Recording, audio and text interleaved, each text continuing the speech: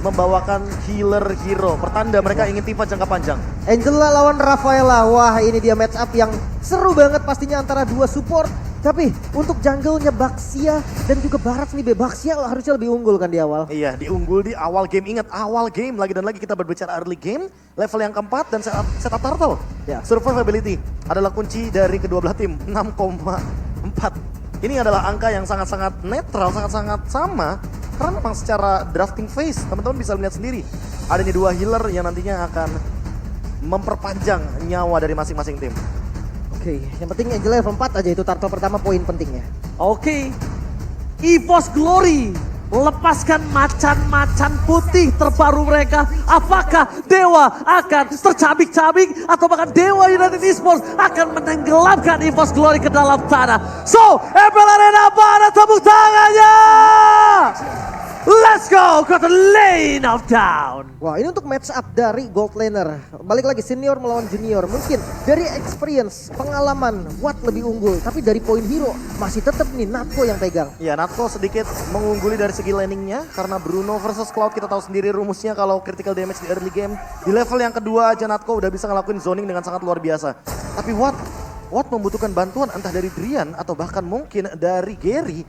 Setidaknya untuk mengusir Natko-nya dari laning. Minimal flicker keluar kalau misalkan dia mau lebih aman lagi nanti di laning. Atau bahkan sebaliknya, Watt akan membiarkan gak usah tolong gue bisa lane sendiri, yang penting gue gak mati, tapi pastikan laning lane akan dimaksimalkan. Oh, gameplay template untuk para gold laner di 5 menit awal ya. Awat kan Iya seperti sih. itu, dia tipikal gameplay yang sangat-sangat independen sekali. Iya, tapi ternyata sudah ada satu flicker yang dikeluarkan oleh Natko dan bahkan secara angka freeze minion terjadi. 3-1 wave minion hingga akhirnya Dreams harus membantu karya bottom lane. Yes, last hit pun di arah bottom lane berhasil didapatkan, tapi ingat ini Gary di depan sana, apakah coba didapatkan? flicker. Gak ada flicker Wow. kembali, tapi sedikit terlambat nampaknya Gary melepaskannya. Dan Natko kehilangan satu gold yang cukup penting.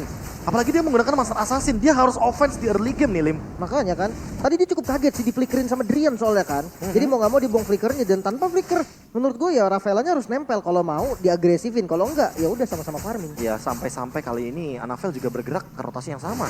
Namun bedanya, Oke, Case bakal coba dipaksa mundur ke arah belakang dengan adanya surprise yang diberikan, tapi sayang sekali Cloud pun gak berhasil menggigit di depan sana. Kalau tadi Blast yang berhasil masuk itu lumayan loh untuk buat Case sekarat. tapi Dewa disiplin banget sih soal laning. Iya kan, minionnya selalu ada di Minionnya teritori mereka. selalu di mereka dan mereka sangat safety sekarang di depan. Walaupun mereka safety, tapi lihat level 4 sudah di tangan dari Case terlebih dahulu, bahkan bukan di Dixon. Ini adalah salah satu posisi yang sangat enak untuk Case bisa melakukan sedikit deal damage dari backline. Meanwhile, di arah Turtle kita tahu Fluffy adalah salah satu setup yang diberikan oleh EVOS Glory. Di depan sana coba dipaksa. Dan bahkan para retribution kali ini di tangan oleh seorang Dixon. Berhasil mengamalkan tembakan dan Mystic Cast. Mendapatkan satu point kill per spot dari seorang Gary. Dia bisa diselamatkan dan Dixon. Looking for double kill. Dan berhasil mendapatkan satu point kill kembali.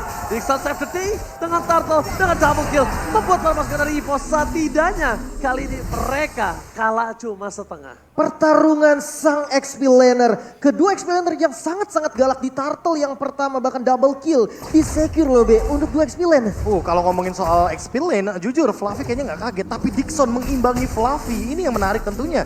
Bagaimana match up di XP lane yang tidak boleh kita lewatkan. Dan setup juga yang dilakukan oleh kedua belah tim sangat-sangat efisien. Anavel yang walaupun tanpa adanya retribution tadi karena dia tertelan dengan Detona, ini perlu dipertimbangkan kembali karena level dia tadi loh secara EXP itu jauh di atas Gary.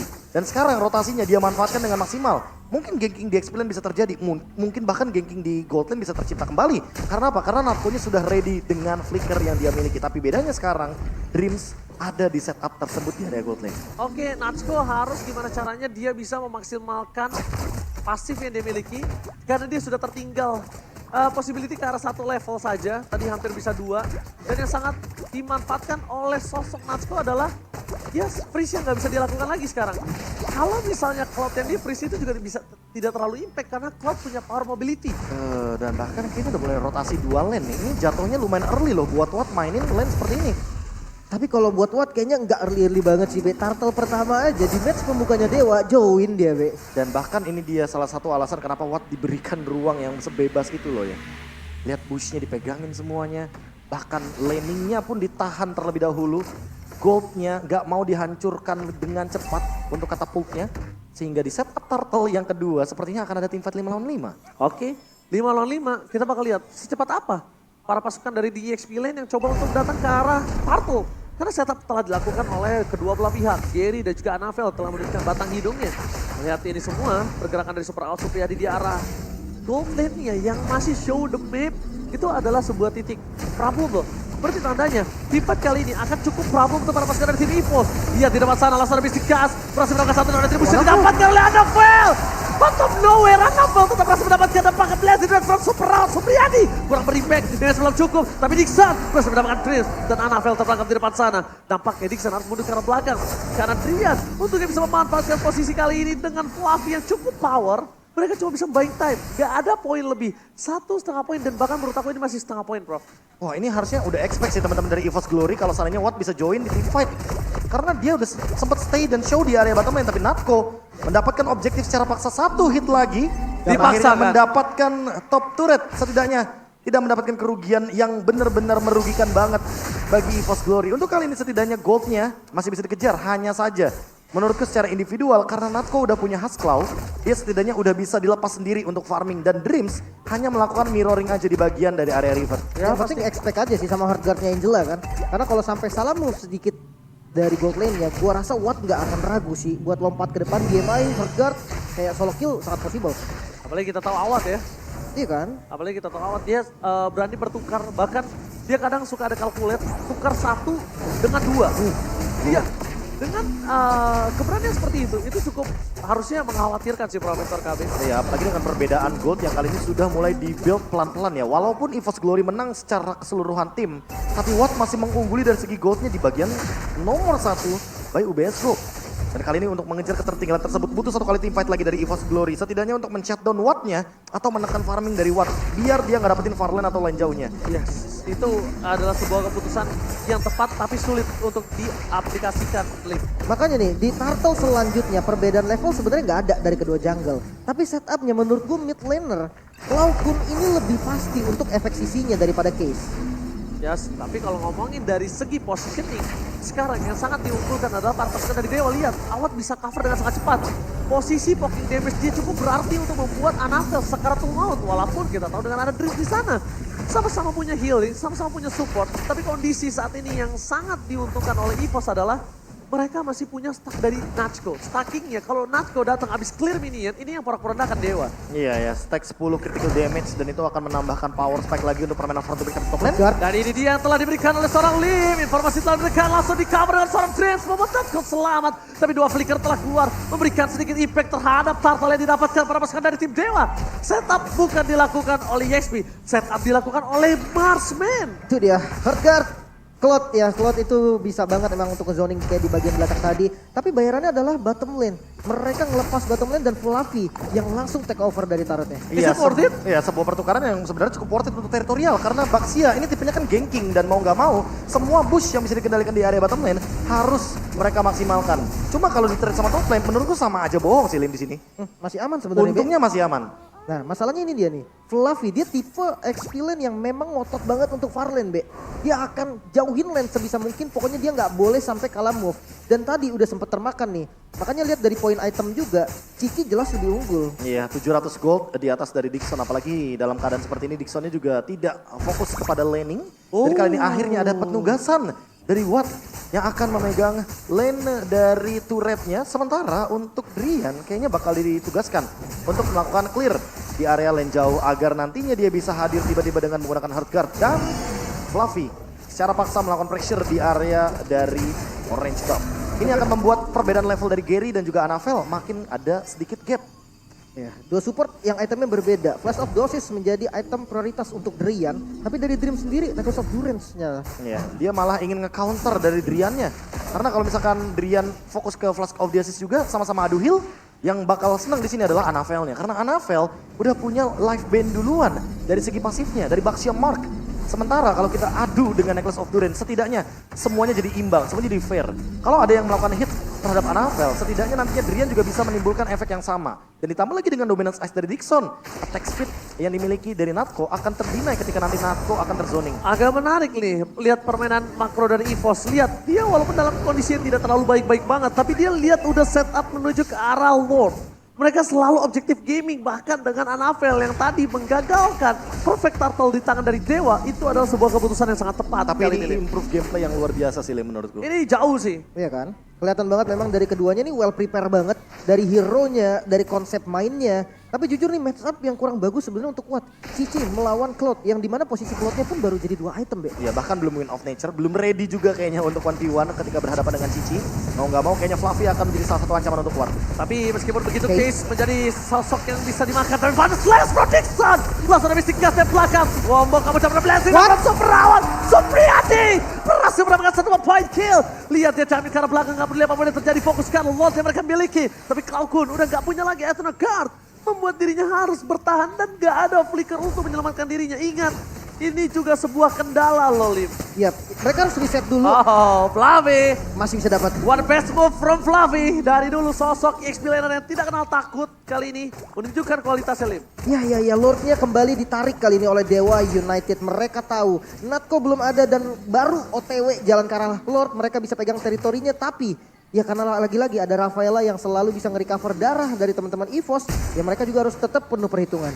Ini kalau kita melihat efektivitas jangka panjangnya ya, EVOS Glory lebih diunggulkan sedikit. Melihat Anavel yang kali ini masih ready dengan retribution-nya. Tapi Gary bisa menelan Anavel kapanpun ketika dia ingin langsung ganyang Lordnya. Dan kali ini tinggal pertanyaan siapa yang bakal mau all in Lordnya terlebih dahulu. Karena Drian juga udah ready nih dengan ultimate Heartguard-nya. Jadi combo Blazing Duet dan Heartguard bisa dijalankan kembali dari Dewa. Tapi kalau untuk saat ini agak cukup kurang wise melihat Awat yang tadi sudah mengeluarkan sosok dari utility-nya. Ya apalagi belum ada ini loh, belum ada Purify, belum ada juga Wind of Nature. Menurutku Wind of Nature dulu sih yang paling penting. Iya, Karena kan? Fluffy physical damage dan tidak melupakan bagaimana Natko nanti di belakang dengan critical damage yang tinggi juga. Alright, informasi yang tadi dapatkan tidak ada lagi detonat dari seorang carry. Tapi nampaknya para pasukan dari tim EVOS mereka melihat adanya sedikit warning moment di arah bottom lane. Melihat Drian menggerogoti semua tanpa ada hambatan sedikit pun. Dan bahkan dia menimbulkan impact yang sangat banyak. Dia memanen.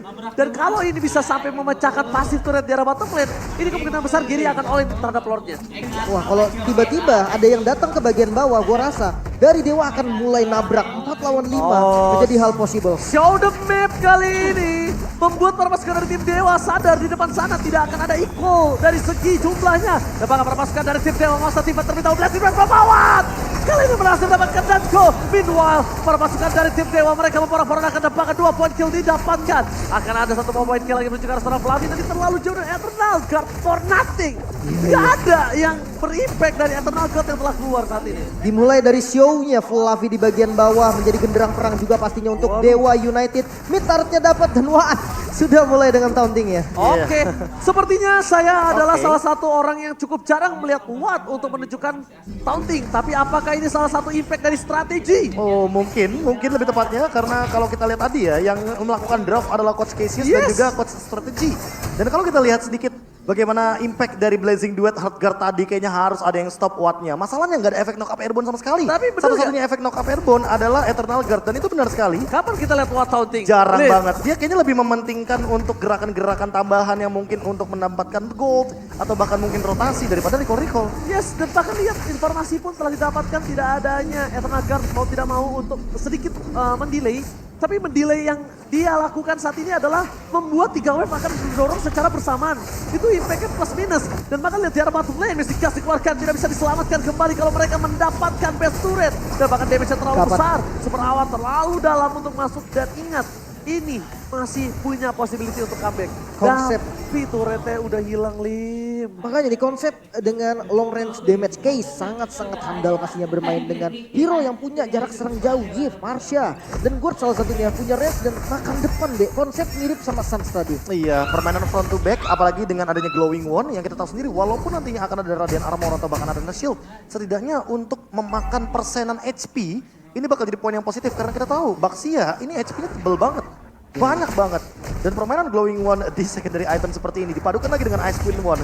combo panas dingin yang sangat-sangat lengkap sekali. Ada slow effect juga tambahannya, membuat Anavel ketika dia tidak punya Baxi Shield nanti, dia bakal bergerak dengan sangat amat dramatis sekali, sangat-sangat pelan sekali, dan memprihatinkan juga bagi Baxia karena dia tidak punya efek dash. Malefic Roar-nya udah jadi, Lim. Makin sakit lagi Pak. Ini pasti bakal rontok semua siapapun di depan. Meskipun Baxia, Lim. Meskipun. Cuman gue ngeliat dari Cloud juga respect banget tadi. Dia di item kedua berarti langsung bikin Winter Trenchen loh. Winter Trenchen, Demi iya. nahan Blazing Duetnya Watt. Kayaknya Ya dia memang udah gak ada tahu lagi ya. soalnya. Udah gak ada lagi soalnya kan efek knock up tadi kan udah sempat kita mention Eternal Guard, tapi dia selalu mengeluarkan Eternal Guard-nya terlebih dahulu ketika ada Objective Lord. Jadi seketika nanti akan ada Blazing Duet ke belakang, gak bakal ada yang bisa meng-cancel dengan efek knock up airborne. Belum lagi bukan cuma Watt kan. Tapi nampaknya kali ini Sprout Supriyadi masih ditahan gitu saja. Trigger dan Purify-nya dia gak peduli apa yang terjadi. Dan bahkan dia mencoba untuk memasang tipat ke arah belakang. Lalu Final Slash dari seorang Dixon. Gak mampu mendapatkan apapun. Case terlalu jauh di depan sana. Eternal Guard-nya terlalu sakit untuk membuat Case. Untung saja Case tidak tertrigger dari segi flicker. Karena kalau dia tertrigger, ini akan cukup merugikan dirinya ketika di hit Lord selanjutnya. Sumpah kayak 80% player Cloud yang gue lihat tadi udah pencet Purify Pak. Iya pasti, Iya. pasti. Iya nggak sih? 90%. Udah bukan 90%. 80% lagi, 90% pemain Cloud dalam keadaan seperti tadi pasti akan menggunakan Purify-nya. Tapi ternyata ketika Natko kayaknya belum ready untuk mendeliver damage-nya kepada Watt, dan hanya ada Holy Baptism di sana serta tabrakan dari Baxi Shield 90 yang Anavel mau nggak mau damage-nya minim. Dan dia. yang terpicu malah Cloud Kun sekarang tanpa adanya flicker, berarti dia bisa di-engage. Oke, tapi ya tenaga dikeluarkan mencegah belakang Dixon Sakaratul Maut. Tapi lihat dari belakang Sprout Supriyadi akan memaksa semua depakan. Dengan adanya Purify dia masih bertahan depakan. Wah, habis. Hancurkan backline dari Evil Glory. Bakal dirontokin. Sprout Supriyadi membuat Anavel akan hilang. Double kill. Looking for triple kill. Looking for triple kill. Sprout Supriyadi mengganas. Looking for Maniac. Apakah akan ada Maniac dari Sprout Supriyadi? Ini dia Maniac. Super Rawat Supriyadi menunjukkan kualitasnya di depan mantan rivalitas dia, strategi. Wow, kali ini bahkan close game mungkin saja terjadi. Dewa dengan pasukannya mampu menutup dengan macan-macan baru 1-0 Israel. Anak Dewa tentunya akan bisa tertawa dengan sangat-sangat bebas kali ini. Game pertama yang cukup intens, tapi ternyata ketika Purify yang harusnya dipicu dan ternyata tidak ada pemicu Purify tersebut, Watt sangat sabar sekali. Watt sangat sadar juga bahwa ini adalah pemaksaan untuk battle spell, sehingga pengalaman memang tidak